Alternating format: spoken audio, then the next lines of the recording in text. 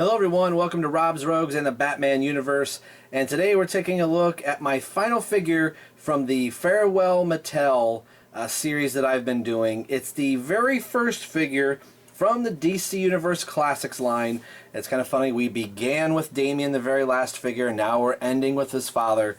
The DC Universe Classics, depending on how you call him, Crime Stopper Batman, a Detective Batman. This is Wave 1, Figure 1 Batman, the classic Batman that I grew up with the blue and the gray and the dark color over the top of the mask.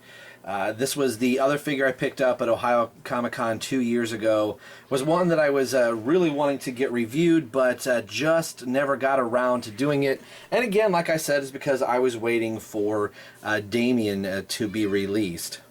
This was a figure I had thought about picking up when I saw him come out in Wave 1, and I thought it was a really cool concept that they were doing, that they were expanding the DC Superheroes line, but I had already recently bought the Batman, DC Superheroes, and Batgirl 2-pack, the blue and the gray version, which I'll show in just a little bit, and I thought that was just a great figure. I thought, well, I already have Batman, and even though this is more of the 70s look of the Batman, into the 80s, into Death in the Family, and leading up to Nightfall, I kind of already have a blue and the gray Batman, so I passed on him, and then this figure just started skyrocketing in price, and I thought there's never going to be a way that I'm going to be able to get the very first figure from the DC Universe Classics, and it wasn't until I went to the Ohio Comic-Con for the first time that I got him and Lex Luthor, both for $20, so granted, he was not mint on card, or I think I would have paid quite a bit for him, but I'm really happy that he came with both accessories. I had a whole parts accessories bin, so I believe I grabbed the right Batarang. If not, I do have it. I initially grabbed this rounded Batarang. So, but I thought it was cool that he came with a grapnel gun and his Batarang that he came with. I would have just as easily bought him without the accessories. Granted, the the arm for Metamorpho was not in the bag, as the seller had, you know, all of the figures in plastic baggies around his display, and he had Metamorpho completely connected and everything, so you could buy him as a separate figure. So it was very cool to pick him up. I saw him as we were walking up to the gentleman's display case, and instantly I looked at my wife and I was like, I've got to pick this guy up, not really knowing what the price is going to be. So picking him up for $10 I thought was a steal. Now, I do have a QC problem with this Batman that I'm perfectly fine with. I'm just glad to have him, and you might be able to tell. We'll take the accessories out real quick, and I'll go over them in a little bit. It's right here at the crotchular region for Batman. So he does have the split. There's a little bit of red there for some reason.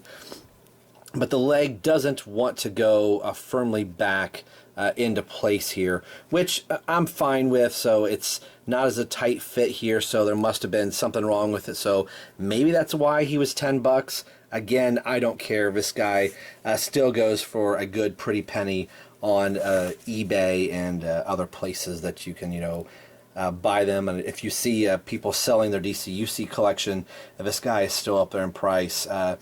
I believe I've seen some go as high as $60, especially mint on card. I think he's going up closer to 100 in some markets. But again, if you're willing to pay for that, then I guess you're willing to pay for it. But a cool figure to have, and it's once I received Damian, I was kind of like, you know what? Excuse me, I didn't think I was going to have the very first and the very last figure from the DC Universe line. He is a little dirty in spots, so I think, again, that may have been due to where the gentleman got him from. Maybe he picked him off eBay himself and thought, well, he's got some imperfections and he's a little dirty and dingy, so maybe that was also into the price. But I'm just glad to have him in my collection.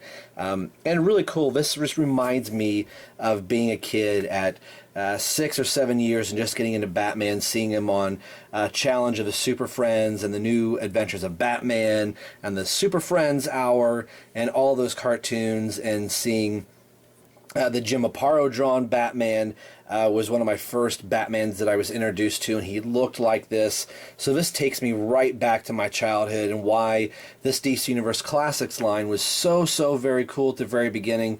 Yes, we've had our bumps and things like that. Let me adjust the light here a little bit, but it has been worth it for this 12-year, 13-year journey, again, depending on how you count it. To be a Mattel DC Universe collector and fan. I'm very happy with every single figure that I have in my collection. So let's take a look at his accessories real quick. We'll set Batman down.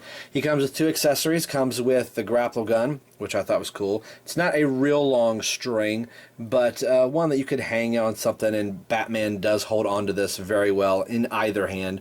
The detailing on it is pretty cool.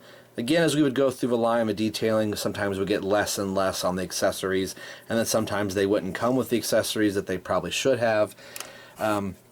We got a whole plethora of Batarangs throughout the DC Universe Classics line. Sometimes the Batman came with 2 or 3. This Batman has been recolored and reused a bazillion times. It came with different Batarangs and different accessories. But this was the first Batarang that Mattel made, aside from the DC Superheroes line. We're talking DC Universe Classics here, but a nice Batarang to have, one of many that I have in my collection. Okay, now let's get on to articulation here. I love the head. Before we get into that, I know I keep saying articulation. I know it was always supposed to meant to be in shadow, that Batman's cowl is actually blue, and the black that you were seeing was actually the shadow that was being cast. But the 66 TV series ran with it and gave this black dome here, or dome, a front part of the mask to Batman, and was used quite frequently throughout the 70s and 80s into Batman's look. But I think they captured it rather well here in action figure form. And again, just to have their very first DC Universe Classics figure is really kind of cool. Batman's head is, if I get him in frame here, is articulated very well on the standard ball joint that we've come to know and love and hate sometimes. Does not look up very well, but can look down. Does turn in a full 360. You can get a nice little sweeping motion, so you can get him to look. He's got a little bit of a tilt in there as well. Again, it's hit or miss with some figures.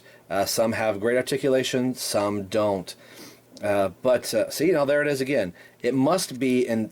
I think some of these early figures had a rocker. So I said, oh, he doesn't look up very well, but then I can make him look. So I guess it's just a matter of how you move it. I haven't really moved his head that much, as he's kind of in a vanilla pose on my stand with one of my Robins. So the arms are on the standard. Let's back this out just a little bit here, Rob. On a standard DC Universe Classics ball joint here, with the disc that's in the arm here that allows the arm to move, and it goes in a full 360. The cape does get in the way a little bit, but you still can go all the way around. He turns at the bicep, single bend at the elbow, and turns at the wrist. He has the classic ab crunch. Does turn at the waist. Standard T-jointed hips. Mine are really kind of stiff here. So almost as good as Sinestro's, being able to get above 90 degrees. Legs go forward, which if it wasn't for the plastic cape, could easily set in a Batmobile, which I've seen people cut the capes off, but to me it takes away from the figures. Yes, they could have been cloth, but you know, at least he can stand by a Batmobile. It does have the upper thigh cut, single bend at the knee, and a bend at the foot. And you can see my foot has a little bit of a defect here, that the part is bulging out a little bit. But he stands, he's nice and stiff. It does not have loose leg syndrome, as Chapman Films coined a few years back. This, I believe this is probably wasn't one of the first figures that I saw Chapman review, but was one that I thought, man, I really do want to try and track this down. I remember watching it on his channel. Now watch, he's going to say, no, I never had this Batman. So could have been the review spot. The review spot and Chapman Films were the first two reviewers that I remember seeing on YouTube reviewing these figures, that I thought, you know what, I want to start picking up these figures. And I say Batman stands very well, but this little stand that I have Batman on does tend to topple my figures over just a little bit. So what I'd like to do is show you the DC Universe, or the DC Superheroes Batman that came before this guy. Now there's a black and gray version that is probably the more standard version of this guy. That is, if you have that one, he's crazy expensive, and mint on card he's going for a pretty penny.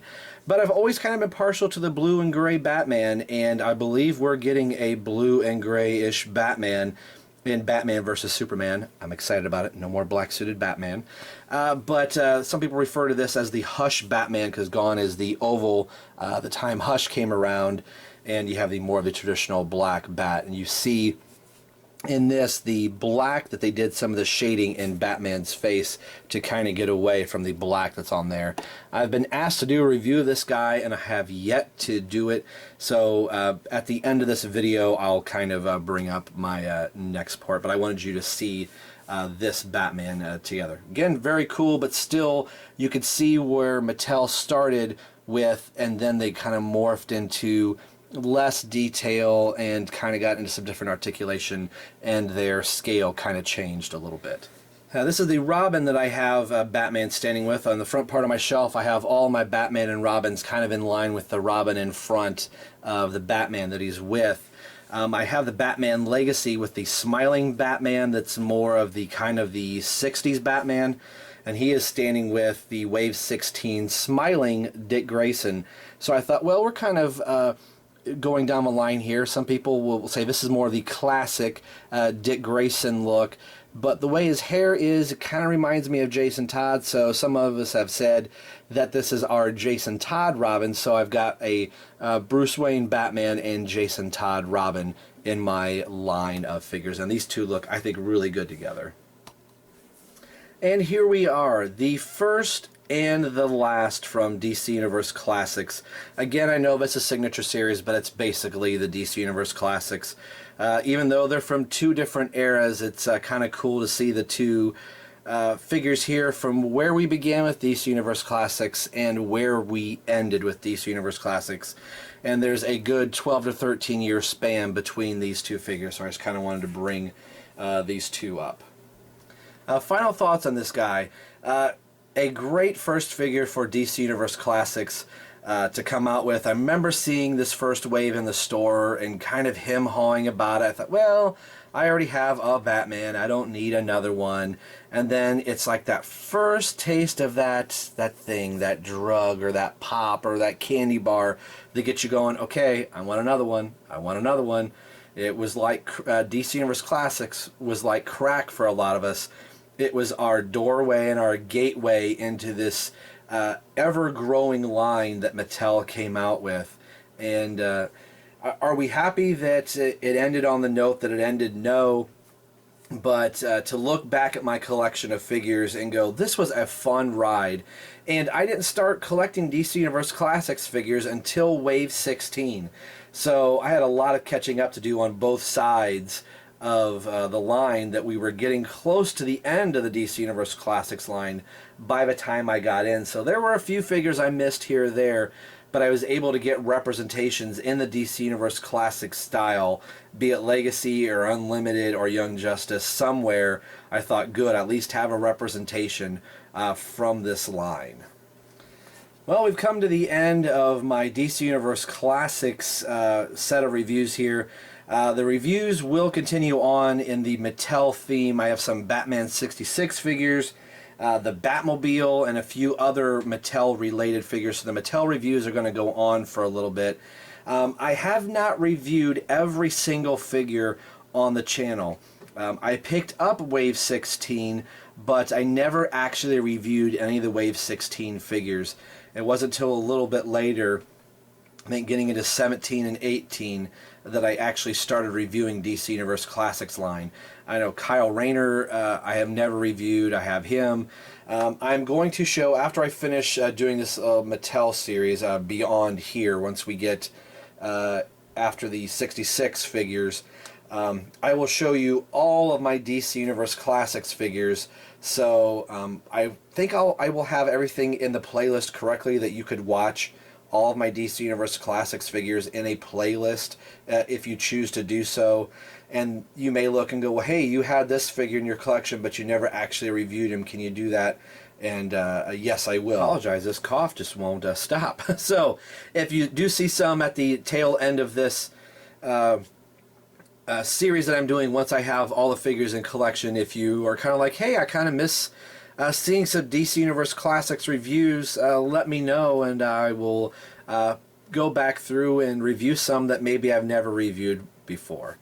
So today we've been taking a look at crime solver, detective, whatever Batman you want to call him, the very first Batman from DC Universe Classics, Batman himself. And as always, this is Rob for Rob's Rogues, and for the Batman universe, signing off saying we will see you guys next time.